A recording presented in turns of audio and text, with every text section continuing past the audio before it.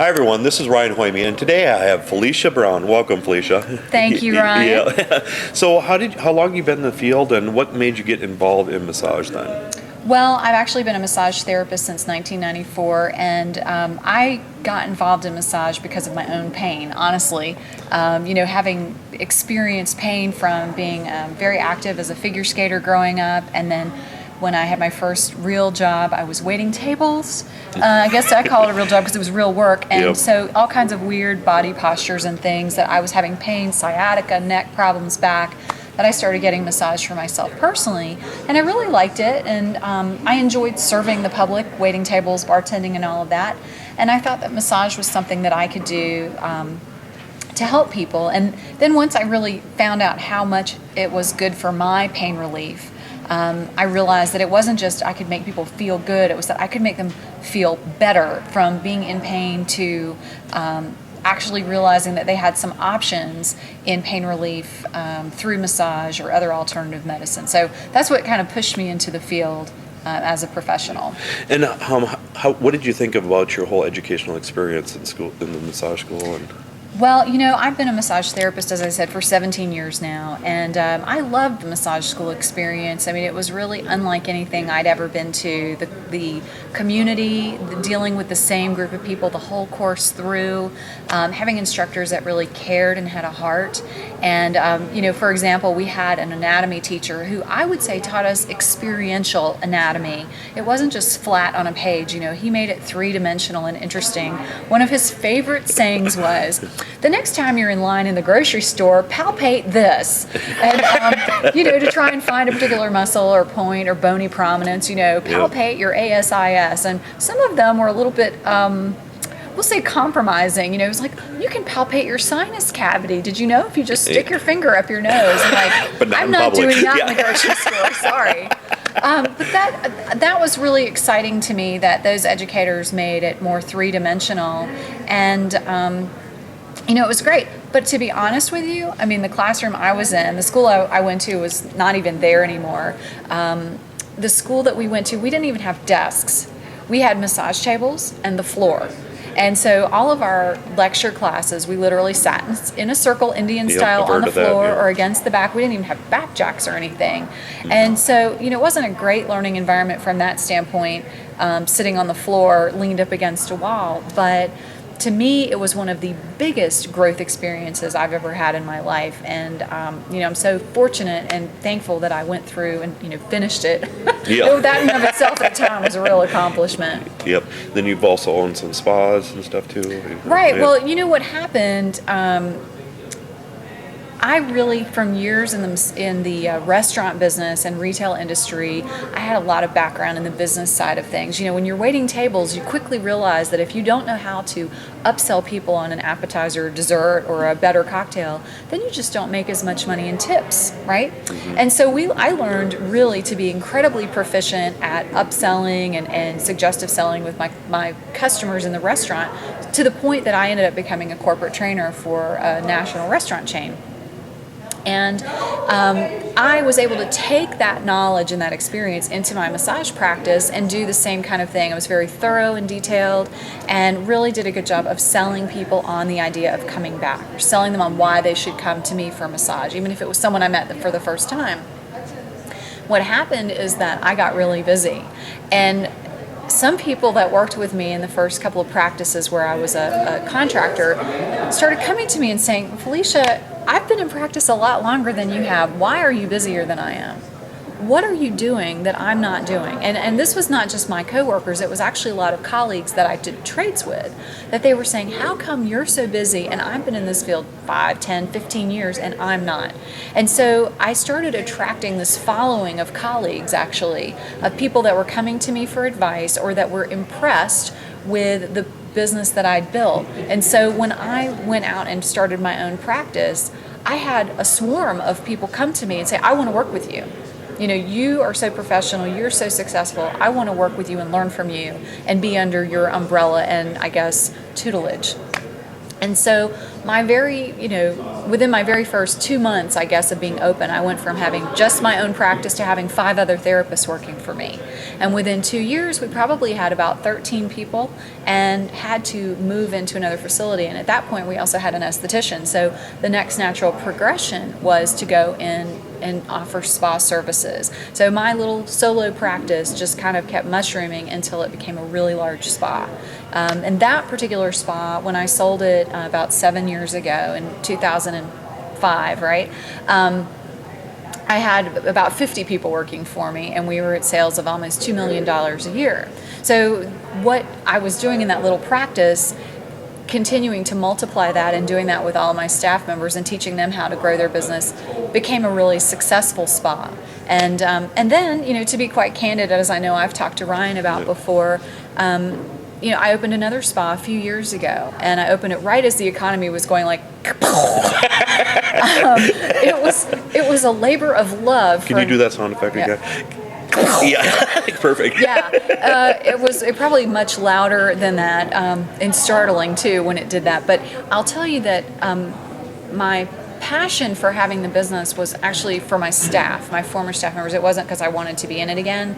And so it wasn't the best choice for me to open another business. So lack of passion, bad timing with the economy, and some other factors caused me to end up deciding to close that business. So I've had a really successful practice that grew and grew and grew, and I sold for, you know, a fair amount of money. And then another one that I put a fair amount of money into and ended up closing and not getting that money back out of it. So I tell people that candidly because I want them to know I've seen both sides of what can happen. And, you know, when you talk about education, that second spa was a really thorough and fast education. Expensive, Yeah. very expensive.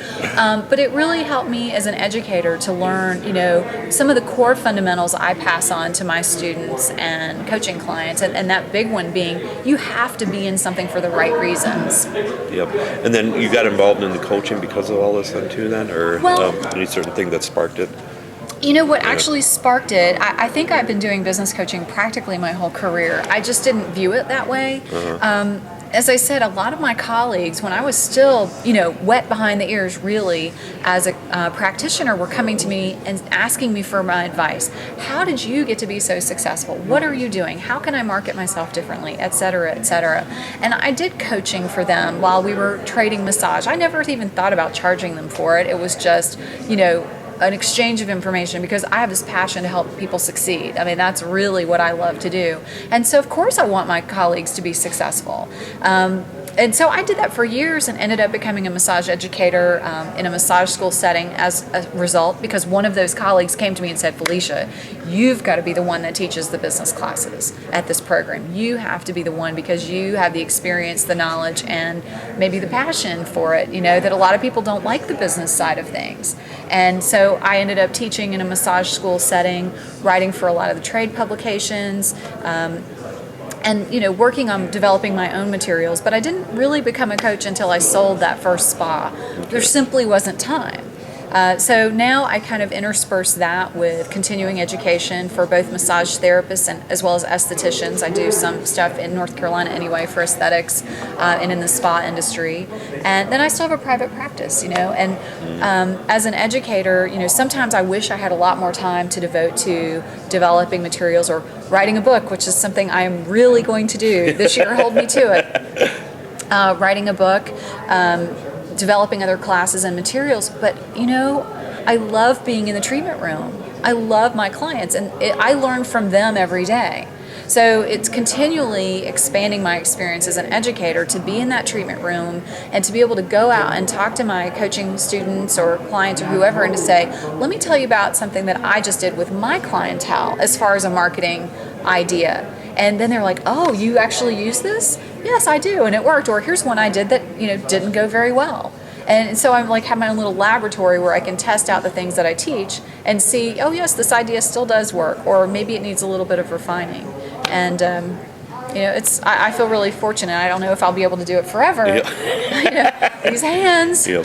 The 17 years is a long time, but I still love it and get a lot out of it. And then you also teach a lot of social media classes and stuff too. And what got you involved in that then? Well, marketing is sort of my passion, as you know. Yep. And the way I look at it, well, I'll give you a quick definition. One is I look at marketing as a really important modality of massage. It's the modality that allows you to bring people in to experience your other hands-on modalities. And so you have to look at it as a really vital component of your practice. You can't just say, oh, well, I don't want to do that, or I'm gonna not be a marketer. I just want to do the hands-on work. Well, you can't. I mean, you absolutely have to be marketing yourself all the time. And people say, well, no, I work somewhere else. I don't do marketing.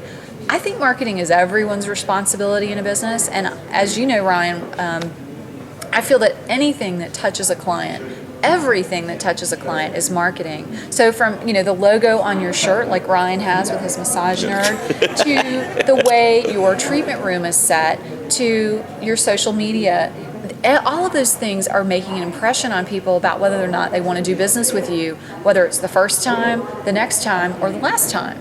And so you absolutely have to have mindfulness about that and recognize that marketing isn't just about spending money on ads or sending out a postcard mailing or whatever. But the reason I got involved in social media marketing is because I saw the trend.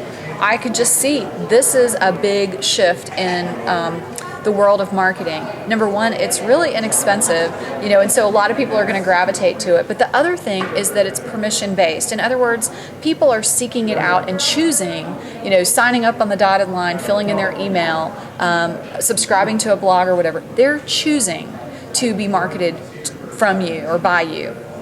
Whereas a lot of the other marketing we might do is interruption based. Like you send someone a postcard mailing, well, maybe they're excited to get it or not, you don't know, but it might be interrupting that flow of positive things if it's just one more ad or sales kind of thing. But social media is definitely a big part of what I advise on. And a lot of people say, well, what's the best tool? What should I use? I'm like, what? It doesn't really matter what I think is the best tool. What's important for you to find out is what your clients are using. That's really the bottom line. So, for example, in my practice, the majority of my clients are older. They don't use Facebook. They don't use Twitter. They might read blogs. But honestly, the way that they get information from me and that they want it is email, texting, if you can believe that, because they all text with their kids and grandkids, or a phone call. That's what they want. So I don't even use social media that much for my own practice because my clientele isn't tied into it. I do have a few. The people that are my age, they'll say, hey, Facebook me with your open appointment times. Send me, Facebook me. I'm like, okay, so there are some, but you have to know your clients and who your potential clients are. And if they're not in a market that's going to be able to use that, then it could be a big waste of your time. Not to say that there's not other things you could do with it, but in terms of reaching that target clientele, it might not be the best fit. So you have to really look at that first, understand who they are and where they are, and then you can start to look at what tools you can be involved in. But otherwise, it could be, it's like dumping money in a hole, it's like dumping time in a hole. Because, social media, it's so expansive that you could be involved in just one tool for hours and hours and hours and get absolutely nothing done. Yep, right? Exactly. So you have to really, I'm like, have a plan, know why you're there. Yep. And what's the best way for people to get a hold of you then?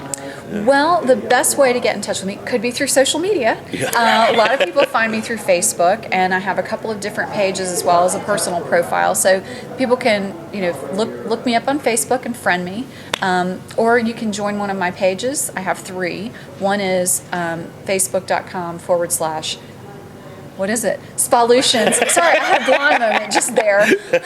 This Tucson air, there's not enough oxygen in it. I think we're high up in the mountains or something. It's / Spalutions. There's also one for Every Touch Marketing, so / Every Touch Marketing, and then / Smart Spa Marketing. And the last two tend to have marketing tips, ways to promote yourself that are inexpensive or easy.